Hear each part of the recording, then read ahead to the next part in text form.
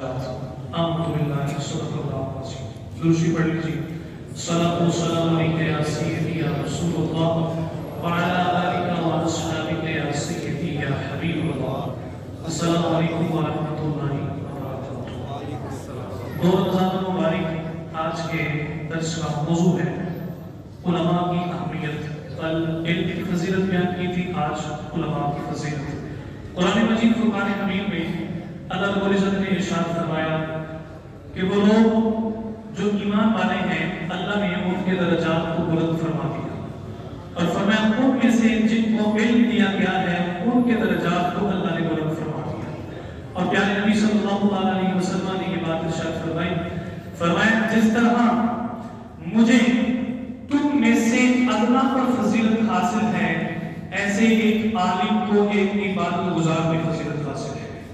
یہ عظمت ہے عالم دین کی. اور بہقی کی روایت ہے، نبی علیہ السلام نے ارشاد فرمایا کن عالما او متعلما او محبا او متبعا ولا تكن الخامس فتهلك. فرمایا یا عالم بن جاؤ یا طالب علم بن جاؤ یا ان سے محبت کرنے والے بن جاؤ، یا فرمایا ان کے پاس بیٹھنے والے ان کی اتباع کرنے والے بن جاؤ. چار چیزیں بتا دی. فرمایا یا عالم بن جاؤ یا طالب علم بن جاؤ یا ان سے محبت کرنے والے، یا فرمایا ان کی اتباع کرنے والے. فرمایا پانچ میں نہ ہونا نہیں تو ہلاک ہو جاؤ گے. اور جس نے اس پانچویں چیز کے عمل کیا آج وہ گمراہ ہے، ہلاک ہے. پانچویں کیا ہے؟ مخالفت. بڑے زور و شور کے ساتھ پانچ لوگ ہوتے ہیں جن کو والدین سے صحیح تربیت نہیں ملتی، والدین کے بنا فرمان ہوتے ہیں، علماء دین کے بنا فرمان ہوتے ہیں. اور میری عمر بڑی کم ہے لیکن میں نے اپنی کم عمری والے تجربے میں یہ سیکھا ہے جن کے بچے اپنے ماں باپ کے فرما بردار ہوتے ہیں وہ علماء کے بھی فرما بردار ہوتے ہیں.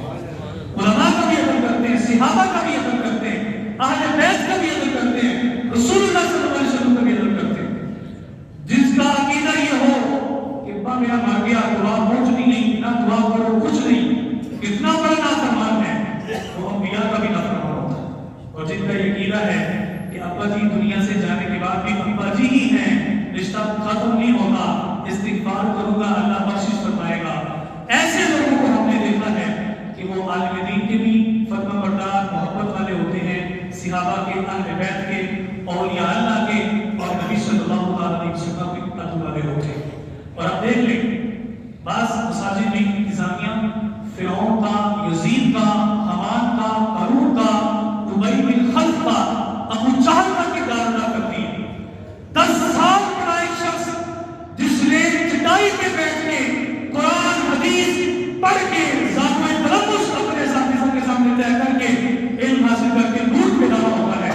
وہ انتظامیہ جب ووٹ ہمیں مل جائے صدر کا، نیب سیکرٹری کا، کسی چیز کا، بعض ایسی مساجد میں دیکھا گیا ہے نہیں تو اکثر علماء سے محبت کرنے والے لوگ ہوتے ہیں، ان کے فرما بردار ہوتے ہیں، تابع ہوتے ہیں. کوئی چھوٹا سا مسئلہ ہو، مولوی صاحب اور فلاں صاحب اور یہ تنخواہ کتنی دیتے ہو؟ 20 ہزار. لڑک بیچتے ہیں ایسے جملے پہ. 10 سال ایک شخص کھڑا ہے اور اگر اس سے کوئی مسئلہ ہو گیا، مسئلہ کیا ہوا؟ مسجد کی صفائی نہیں ہوئی، مسئلہ کیا ہوا؟ فلاں لائٹ بند کی گئی، مسئلہ کیا ہوا؟ بھائی گھر صرف مولوی کا گھر ہے، مسجد صرف مولوی کا گھر نہیں، مسجد سب مسلمانوں والوں کا گھر ہے، سب اسلام والوں کا گھر ہے، ہر مومن کا گھر ہے. مجھے بتائیں آپ لوگوں نے کلمہ نہیں پڑھا؟ پڑھا کہ نہیں پڑھا؟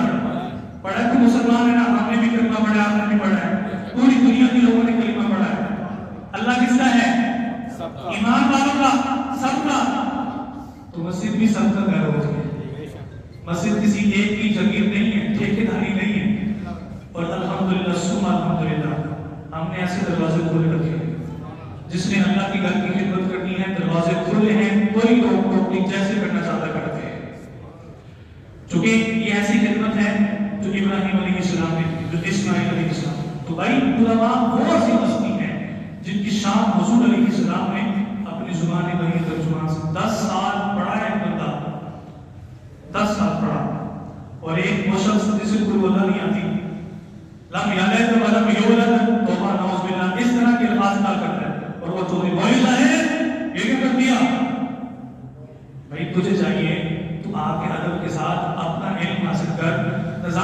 فوکس کر، آخرت بہتر کر، قرآن مجھے پڑھنا نہیں آتا، حدیث مجھے سمجھ نہیں آتی، دین کا علم ہے نہیں۔ اور پھر ان علماء، نبی علیہ السلام نے کیا فرمایا؟ فرمایا علماء انبیاء کے وارث ہیں، علماء انبیاء کے وارث۔ آپ جب رسول اللہ کے وارثوں کے ساتھ بدتمیزی کرے گا، مجھے بتائیں، وہ اپنے آپ کو عاشق رسول کہتا میرے، نبی علیہ السلام اسے معاف فرمائیں گے کہ میرے وارثوں کے ساتھ بدتمیزی کرتا رہا، برا سلوک کرتا رہا اور اپنے آپ اپنے ساتھ لوگ لگایا میں بڑا عاشق رسول؟ حضور فرماتے علماء انبیاء کے وارث ہیں، میرے وارث ہیں علماء۔ اور میں نے ایک روایت پڑھی، اتنی کمال ہے، آپ یہ روایت سنیں اور نیت کر لیں، اپنے بچوں کو عالم دین بنائیں، حافظ بنائیں، قاری بنائیں۔ حضور علیہ السلام نے کل قیامت والے دن ایسا پروٹوکول دینا ہے عالم دین کو، روایت میں نے پڑھی، اس میں لکھا تھا کہ کل قیامت والے دن پیالے حوض کے ہوں گے، نبی صلی اللہ علیہ وسلم پیالوں سے جام پڑھ کے حوض کا اپنی پیاسی امت کو دے رہے ہوں گے، اور عالم دین آئے گا، نبی صلی اللہ علیہ وسلم پیالہ رکھیں گے اور اپنے ہاتھوں سے حوض بھر کے اس عالم دین کے ہونٹوں کے ساتھ اپنے ہاتھوں کو لگا کر اپنے ہاتھوں سے حوض پلائیں گے۔ کیا مرتبہ ہے، یہاں بھی وہاں بھی، یہاں بھی لوگ بات چنتے ہیں، عزت کرتے ہیں، تب کیا مطلب ہے؟ 1,34,000 انبیاء ہوں گے، ان کی امتیں ہوں گی، اور ان کے سامنے نبی صلی اللہ علیہ وسلم اپنے دین کی خادم عالم دین کو ایسا پروٹوکول عطا فرمائیں گے، سارے دیکھ کے حیران رہ جائیں۔ اور نبی علیہ السلام نے فرمایا کل قیامت والے دن علماء کی دباتوں کی سیاہی اور شہیدوں کے خون کا وزن ہوگا، ایک طرف علماء کی سیاہی ہوگی، دوسری طرف شہیدوں کا خون۔ فرمایا علماء کی سیاہی کا وزن مرتبہ شہیدوں کے خون سے بھی بلند ہوگا۔ اس لیے پیارے بھائی اور دوستو، یہ علماء جو ہیں، نبی علیہ السلام نے فرمایا، پھر میں سنا فرمایا عالم بن جاؤ یا طالب علم بن جاؤ یا ان سے محبت کرنے والے بن جاؤ یا فرمایا ان کی اتباع کرنے والے بن جاؤ، 5 میں نہیں۔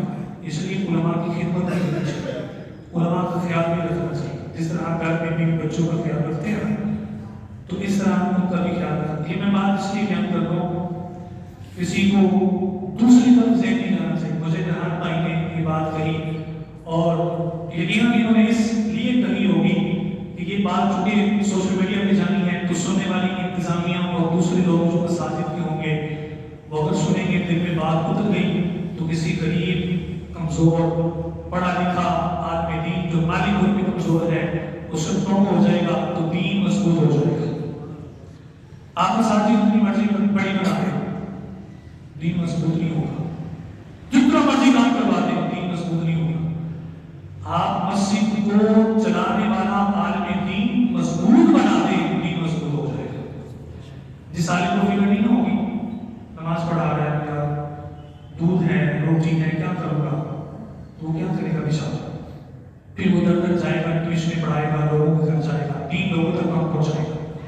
جب وہ مضبوط ہوگا اسے کہ بھائی تمہاری ڈیوٹی ہے، تم نبی صلی اللہ علیہ وسلم کا دین ڈنکے کی چوٹ پہ حق بیان کرو، کسی کی مجال نہیں ہوگی، تمہاری طرف نگاہیں کرے، روٹی روزی کی ذمہ داری مانیں گے، تو دین بیان کرو، دین مضبوط ہو جائے گا۔ آج دین کیوں کمزور ہے؟ لوگوں نے مسجدیں بڑی بنا دی اور جنہوں نے مسجدوں کو چلانا ہو ان کی طرف توجہ نہیں۔ یہ میری بات جو ہے نا، یہ 100% صحیح بات ہے، آپ اس کی تائید کریں گے، آپ مسجدیں بڑی بنا دیں، دین مضبوط نہیں ہوگا، مدرسے بڑے بنا دیں، پھر دین مضبوط ہوگا، کیونکہ دین مدرسے میں علماء پڑھتے ہیں، علماء بنتے ہیں، اس طرح کا ماحول بنانا چاہیے پیارے بھائی اور دوستوں۔ لیکن دوسری بات یہ بھی یاد رکھیں، رزق کی ذمہ داری اللہ کی ہے۔ کوئی بھی شخص روٹی کی وجہ سے، رزق کی وجہ سے اپنے بچوں کو دین پڑھانا چاہے، دین پڑھائیں، بچ کے پڑھائیں۔ ہمارے ایک بڑے ہی عظیم بزرگ گزرے ہیں، مولانا خادم حسین رضوی علیہ الرحمہ، بڑی خوبصورت ان کی بات ہے، فرماتے تھے اگر ABC پڑھنے والے کو روٹی مل جاتی ہے تو کالا قال رسول اللہ پڑھنے والے کو بھی اللہ تعالیٰ فرما دیتا ہے۔ اللہ ہمیں دین و دنیا کی